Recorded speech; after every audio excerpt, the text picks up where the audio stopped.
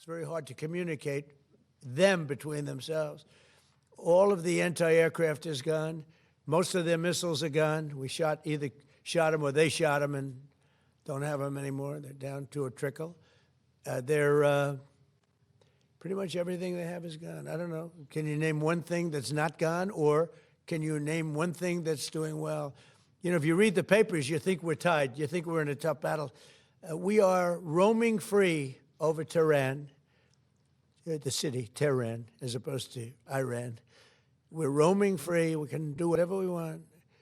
And as you know, today we were going to have the privilege of shooting down a very big electric generation plant, one of the biggest in the world. And one shot to the right location ends the plant, it collapses. And we held off based on the fact that we're negotiating. Yeah. What do you think was the turning point to make you want to pursue a ceasefire? A few days ago, you said you wanted to continue bombing Iran. Now you want to pursue peace talks. Was there something that happened? The fact that they're talking to us and they're talking sense.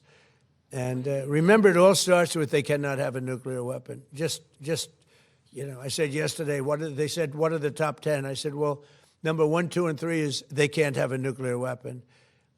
And they're not going to have a nuclear weapon. And we're talking about that. And I don't want to say in advance, but they've agreed they will never have a nuclear weapon. They've agreed to that. How do you ensure they won't have a nuclear weapon? Your former Border Patrol chief, Greg Bobino, said his only regret is that he didn't catch more illegal aliens. What's your reaction to that? Who said that? That's your former Border Patrol chief. He just retired.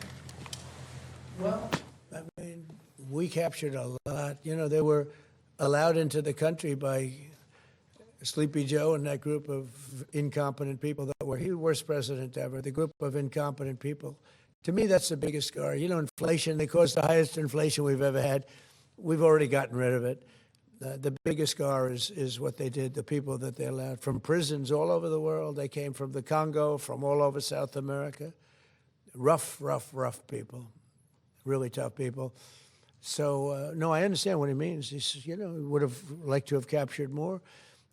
I'm not capturing so much as removing. You know, we're removing thousands of people, and many are self-deporting because we're going after them so powerfully that they're self-deporting, Tom, going back. I think that's one of the big unkept secrets. We have thousands and thousands of people, and they're self-deporting. They're going back to where they came from.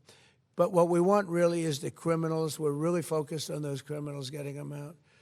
Yeah. What's your message right now to Democrats and also to Americans that are stuck in airports? It's really devastating watching it online because Democrats won't fund DHS. What's devastating? Your message to Americans right now stuck in airports as we speak because Democrats won't Well, fund they just DHS? don't, they won't. Look, this is a deal that was done in the great big beautiful deal, which gave you the biggest tax cuts ever, including no tax on tips and no tax on Social Security for the seniors. Think of it, no tax on overtime, tax deductions when you buy a car, you take money, you pay interest on the money, you deduct it.